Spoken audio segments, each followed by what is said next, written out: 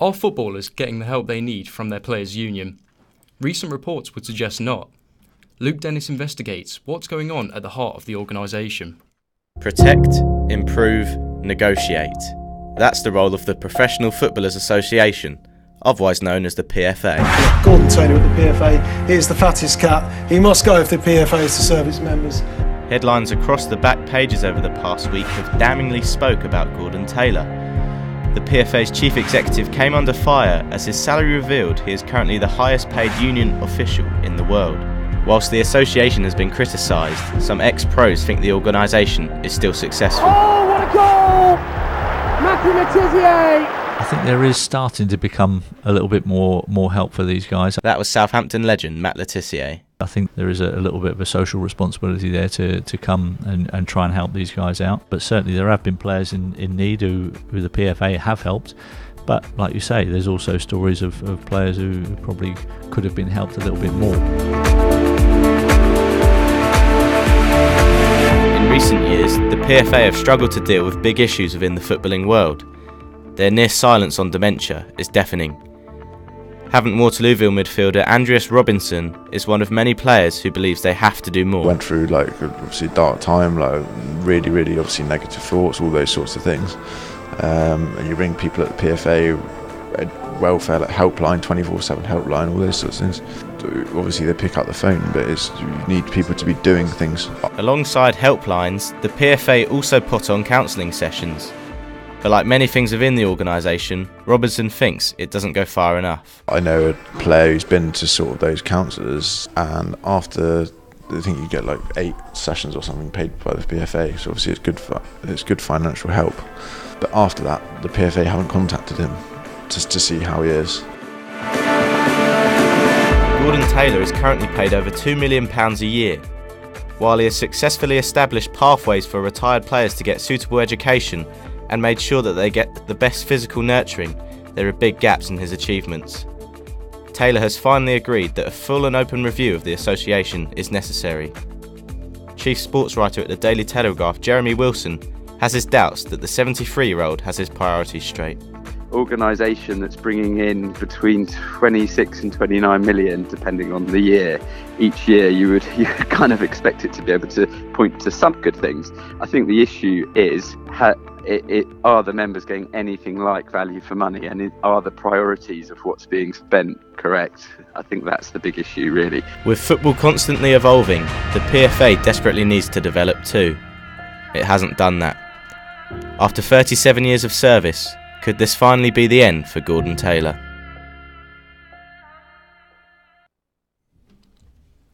Since their FA Cup triumph in 2008, it's been a torrid decade for Portsmouth Football Club. Narrowly avoiding liquidation, Pompey fell into administration in 2010, meaning they'd have to restart from the bottom tier of the Football League. Now they find themselves on the road to recovery. Ben Littlemore reports.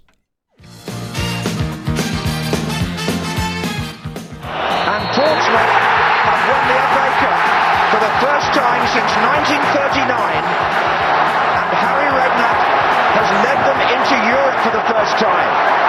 It's a dream come true, isn't it? You know, it's fantastic. The coach ride next day through Portsmouth. I had great memories. My happiest time of my life was at Portsmouth. No, it's an amazing football club.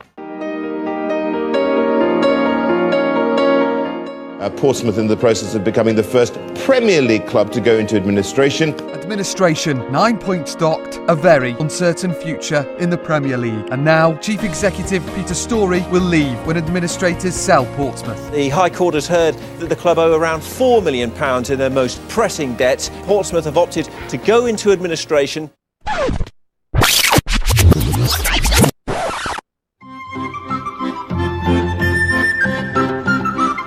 Portsmouth Football Club have been through a turbulent few years, dropping from the Premier League down to League 2, but Pompey are back on the rise.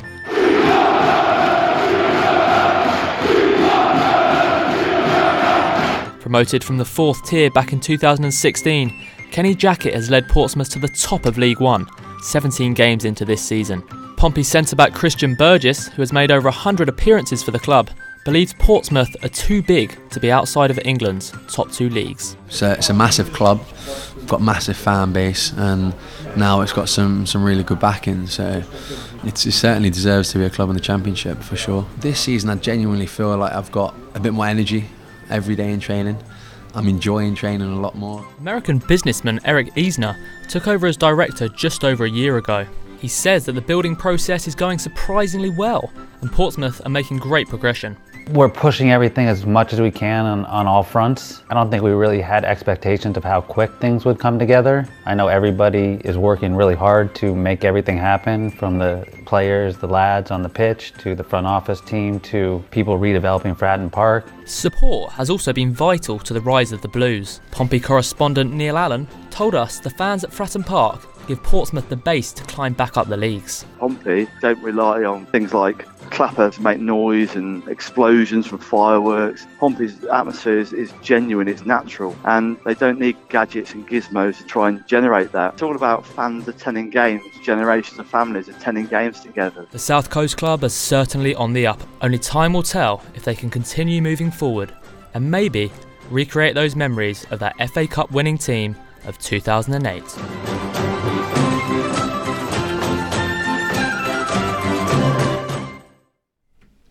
Referee David McNara will begin a 21-day suspension on Monday. It's after he began a game with rock, paper, scissors instead of a coin toss. Hundreds of grassroots referees protested in support of him this past weekend. Bradley Adams has more. New world record transfer, Paul Pogba, £89 million. Manchester United have agreed a record kit deal with Adidas worth £750 million. Thank you very much. Footballing opinion has been split 50-50 in recent weeks over a coin toss. Women's Super League referee David McNamara was handed a 21-day suspension earlier this month. McNamara used rock, paper, scissors instead of a coin to decide kick-off between Manchester City and Reading. But is there a discrepancy in the laws? Mike, not his real name as he was. Rock, paper, scissors, lads, just best of one goal. And you're ready? You just leave rock, paper, scissors? 1, 2, 3. Your choice, friends. Stage right, your kick. Happy days, lads, thank you very much. Footballing opinion has been split 50-50 in recent weeks over a coin toss. Women's Super League referee David McNamara was handed a 21-day suspension earlier this month. McNamara used rock, paper, scissors instead of a coin to decide kick-off between Manchester City and Reading. But is there a discrepancy in the laws? Mike, not his real name as he wanted to remain anonymous, is a referee in his late 20s. If you read the laws of the game, it says that the game must be decided by a coin toss. And then in the section about the referee and the referee's equipment, mentions a whistle, watch, red and yellow cards, but nothing about a coin. It's not even listed in the items the referee might like to have. So it seems somewhat harsh that we're enforcing almost half the law. The suspension doesn't come into effect until Monday the 26th of November. That's exactly 1 month after McNamara's offence.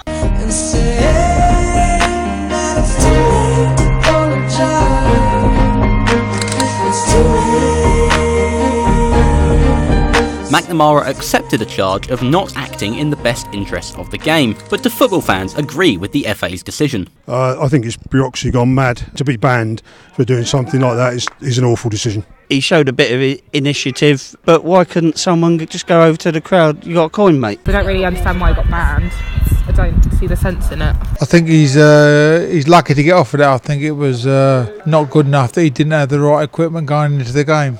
I don't see that he did anything wrong, actually. He thought on his feet. He had to start the game, so why not? No one's got injured, no one's got out, so yeah, it's a good decision. This debate has spilt over into the rugby world too. Referee Nigel Owens tweeted that common sense is needed surely. He added that he twice did rock, paper, scissors before major matches on the captain's requests. But grassroots football referee Adam McInnoy believes McNamara didn't do well enough. When you consider that even at the lowest levels, even at grassroots kids football on a Sunday morning in the local park, the referee remembers to bring a coin out, and if they don't, they'll go and ask for one or something like that. Yeah, when you consider that, I think it's not particularly brilliant from him, and I think there was other ways to work around it rather than just sort of do rock, paper, scissors. Grassroots referees up and down the country this past weekend showed their support for McNamara. Hundreds of officials used rock, paper, scissors instead of a coin, despite the action being against the laws. Not orthodox, I don't live by the rules, McInnoy says he didn't and wouldn't do the same. It's quite a sensitive issue. I think it's completely one incident, and I don't see why I should necessarily get too involved in it in that sense, why it should affect my game. The probability of winning a coin toss is 1 in 2, but it's 1 in 3 for winning at rock, paper, scissors. Many would argue that makes it a more fitting method. Mike thinks the law could incorporate other methods of deciding kickoff. Rock, paper, scissors, coin toss, putting a blade of grass in your hand, putting a whistle behind your back. You'll reach the same conclusion. Somebody gets to choose which end you kick towards in the first half. The other team gets the ball. The Hampshire FA were unable to comment on the matter as it is being dealt with by the Football Association. Some will hope that this coin dilemma can help change the laws. David McNamara will simply hope that he can cut this moment out of his career. I got no rules, I count 'em.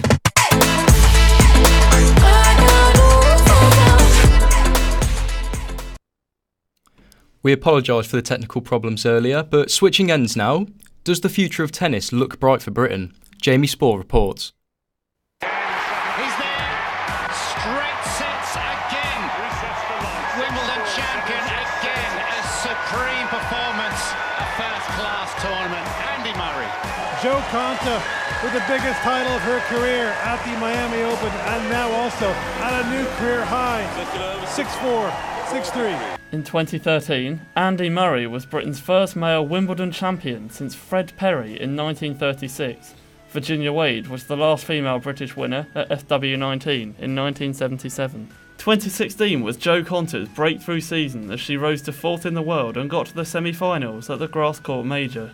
But, having been brought up in Australia until the age of 14, is her success down to the Lawn Tennis Association? Linda Pink, a coach at Gem Tennis Academy in Southampton, believes the governing body should put more focus on the sport at school level. We go to schools where a lot of children have never even picked up a tennis racket, so how would you expect them to want to do it when they leave school? You know, unless they watch it on TV and a tennis star has inspired them, they probably most likely wouldn't do it. A survey produced by Statista shows a steady decrease in youth participation for tennis. Figures have fallen to 840,000 participants, a drop of 5% over the past year. Only 12.5% of British children have got the sport on their racket, which poses the question, are the LTA doing enough to ensure that British tennis can stay in the rally with their opponents? Deputy President of the LTA, David Rawlinson, insists that there is a challenge in getting the younger generation to be more active across all sports, not just tennis. We all have the challenge of the up-and-coming generation who have so much more they can do that doesn't involve sport. Now, the computer generation, the iPad generation, whatever, all these things that I don't necessarily fully understand. It's in all our interest to get children now, not just women, out there doing something physical. It has long been feared that many aspiring young players are lost due to the sport serving up a lack of access. After winning his maiden Wimbledon title, Andy Murray emphasised that more needs to be done in expanding facilities.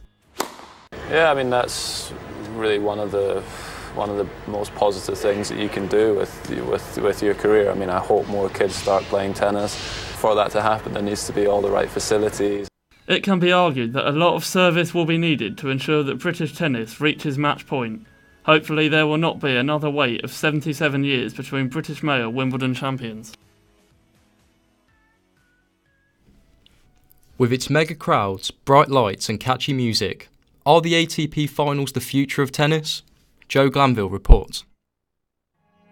The ATP finals, not your average tennis event. A far cry from the green grass of Wimbledon or the ruby-red clay of Roland Garros.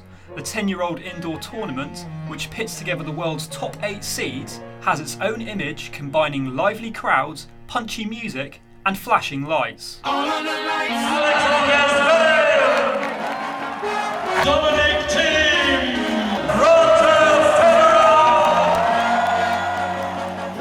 But are the ATP finals the future of the sport? Down at Gem Tennis, they think it's the crowning jewel in the professional calendar. My name's Gavin. I've been a member of this club ever since it was founded. The ATP, you're guaranteed to see tennis, but you're also guaranteed to see two really good players. I mean, centre court at Wimbledon, you could see a bit of a one-sided match. You know, I think it is a huge event for the world of tennis, definitely. Sarah Andrews. I've just started doing my level 1 coaching. I think they've marketed it like a boxing match, hence the music and all the lights and everything, and I think that actually really worked well. I think it stems from the Davis Cup that started to become like that. They're asking the questions of whether a coach should be allowed on court. Maybe you could make that exception for the finals of the ATP tours, might make it a little bit more different. It's kind of boring. Alexander Barron is rated 26th in the Hampshire Youth setup, and as an aspiring pro, is not a fan of the different formats. You want to also see some underdogs, and you want to see Grand Slams where there's hundreds of players. Everyone builds up for that moment. Where this is, obviously they build up throughout the season to get the most amount of points to go there. It's worth going because, you know, you get to see some tennis, and it's not all inclusive like all the other big tournaments where people are like, oh, I'm sat in this area, you know, I'm better than you, that kind of thing. It's more, anyone can go. It's just a day out, really, isn't it? The ATP final proved to be the biggest match of Alexander Zverev's career. Could the tournament pave the way for a new wave of stars like him? Oh, what a way to finish! And Alexander Zverev. As the world of football is controlled by money, how does the National League fare? Solent journalists report. New world record transfer, Paul Pogba, £89 million. Manchester United have agreed a record kit deal with Adidas worth £750 million.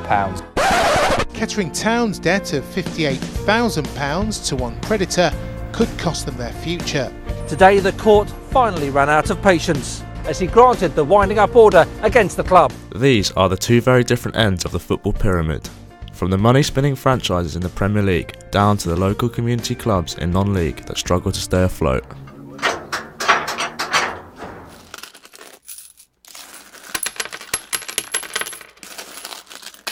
We love you, and that's the way we follow.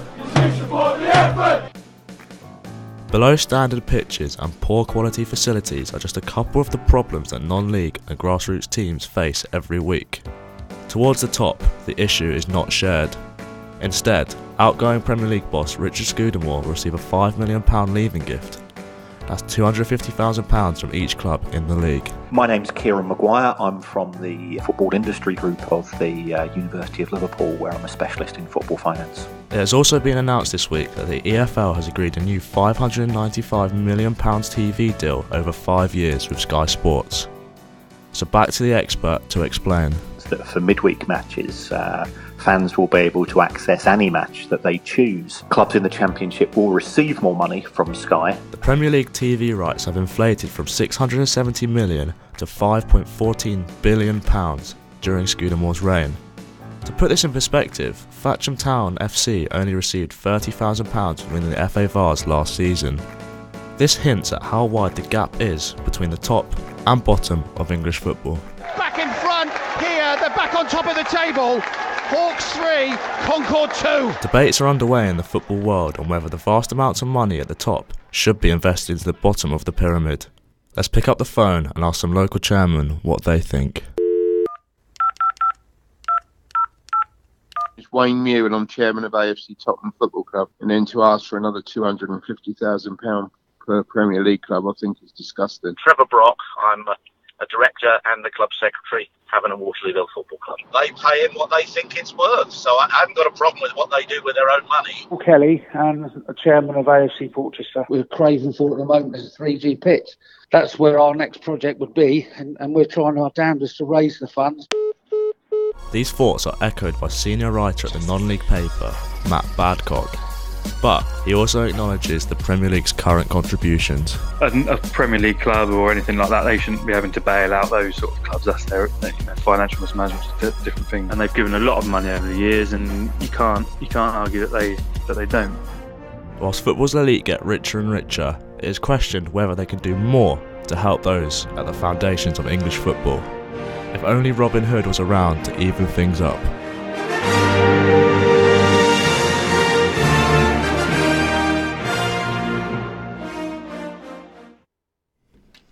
That's all from us for now. Make sure to tune in next week for your Solent Sports News Bulletin.